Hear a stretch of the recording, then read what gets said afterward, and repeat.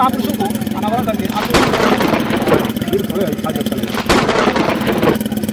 हम लोग गौरवान्वित महसूस करते हैं। हम लोग को लगता है कि हमारे लोगों की स्मारक की प्रतिमा होनी चाहिए।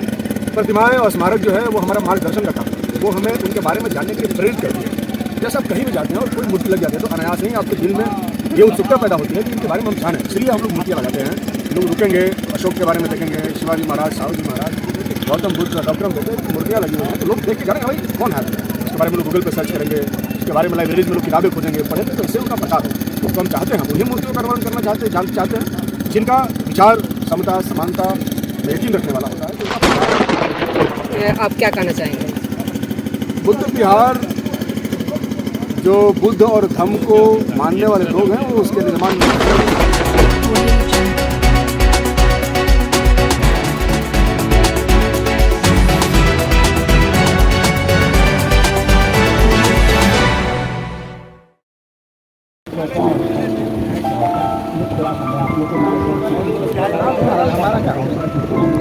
चल रहा है वीडियो का।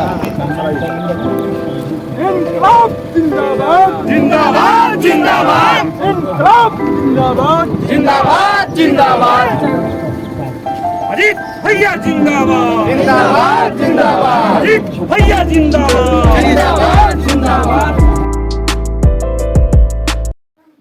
नमस्कार, आप देख रहे हैं बेबाक मीडिया। बीएन मीडिया में आपका स्वागत है। तो आज हम दिखा रहे हैं प्रतिरोध सभा जो बुद्ध विहार कणसर की धरती सभा का मुख्य उद्देश्य क्या है? हाँ, बुद्ध विहार, हाँ, बाबा साहब डॉक्टर अम्बेडकर की मूर्ति लगी है। तो एक दिन देखा गया कि मूर्ति किसने तोड़ दी। सब लोग झूठे हम लोग। ये तो हम लोग जानते हैं कि बाबा साहब की मूर्ति तोड़ने का काम किसी राजनीतिक व्यक्ति ने किया।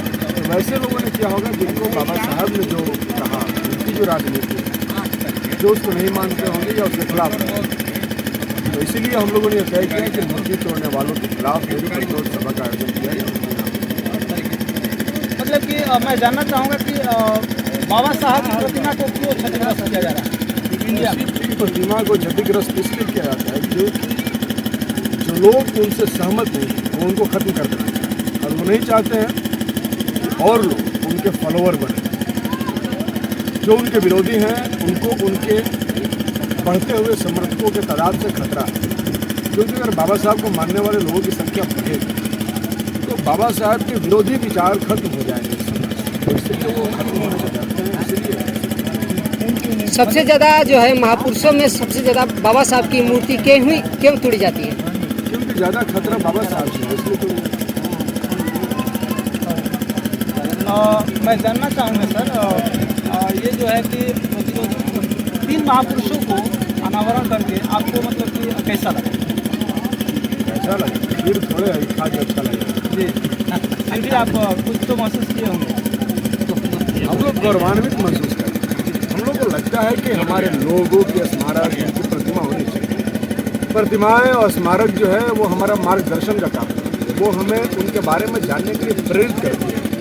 जैसे आप कहीं भी जाते हैं और कोई मूर्ति लग जाती है तो अनायास ही आपके दिल में ये उत्सुकता पैदा होती है कि इनके बारे में हम जानें। इसलिए हम लोग मूर्तियाँ लगाते हैं।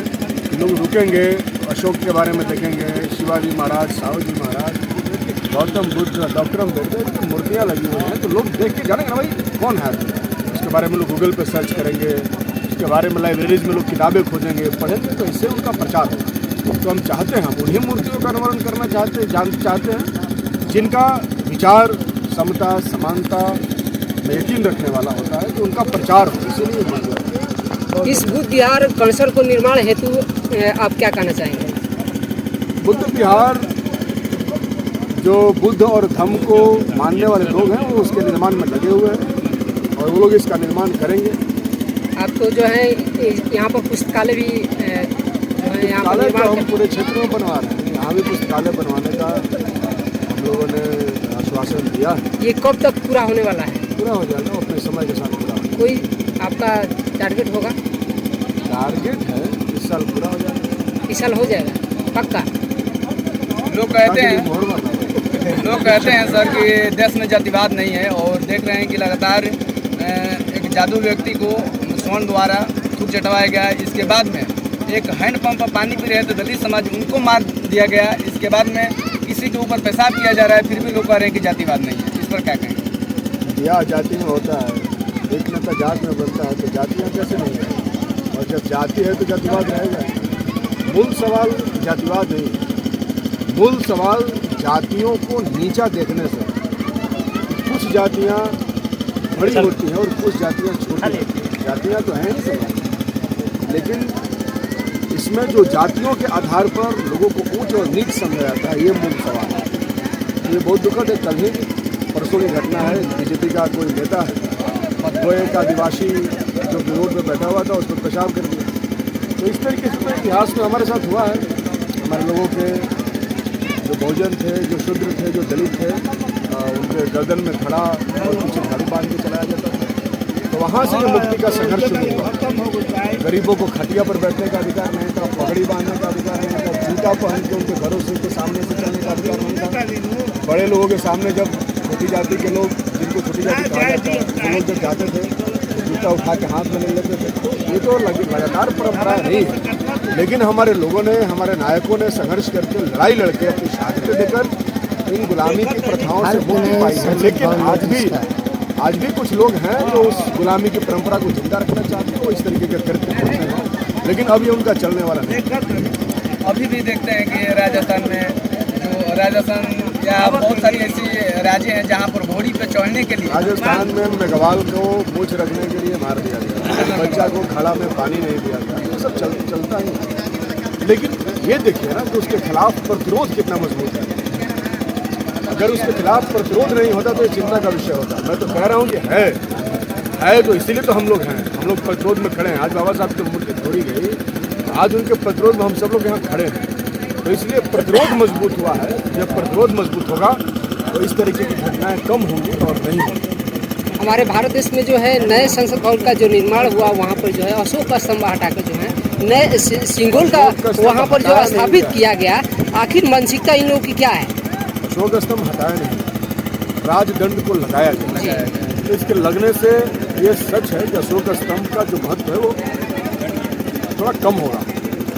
ये सिंगोल हिंदू राष्ट्र का प्रतीक है, जिसको बीजेपी बनाना चाहती है। चोल राजवंश इतिहास में मूल रूप से हिंदू राष्ट्र के रूप में माना जाता है। उसके राजा को हिंदू राजा माना जाता था, जहाँ दलितों को पढ़ने का अधिकार नहीं था, चलने का अधिकार नहीं था, बैठने का अधिकार बड़े लोगों के। तो इसलिए उसी राजवंश का जो प्रतीक है उसको स्थापित करके भारत को एक बार फिर राजतंत्र में तब्दील कर देने का मोदी सरकार का जो मनसूबा है वो उसको पूरा करने का कोशिश कर रहे हैं। आपको हम पता चले कि इस जो है नए जो निर्माण हुआ वहाँ पर जो है लगाएगा सिंगोल का स्थापना हुआ, तो सारी पार्टियां जो हैं, सारे लोग जो हैं इसका प्रतिरोध, उसके विपक्ष में खड़े क्यों नहीं, मैदान में क्यों नहीं उतरे? सब तो मैदान में थे यार। कहाँ मैदान में दिख रहे थे? कौन गया था शपथ में? कोई नहीं गया था।